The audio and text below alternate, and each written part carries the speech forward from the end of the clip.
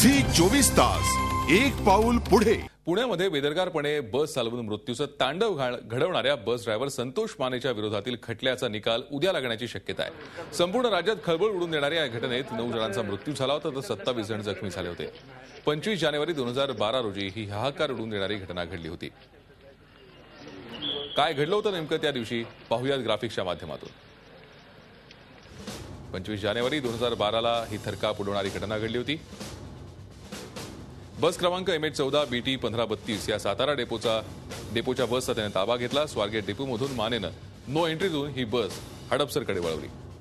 फुलगेट, camp, market yard रस्ता, मित्रमंडळ चौक, सारसबाग या रस्त्यावरनं ही बस सुसाट्याने चालवली। शेकडो लोक आणि पोलिसांकडून बसचा पाठलाग करण्यात आला। निलाम पुलाजवळ बस डिव्हायडरला धडकली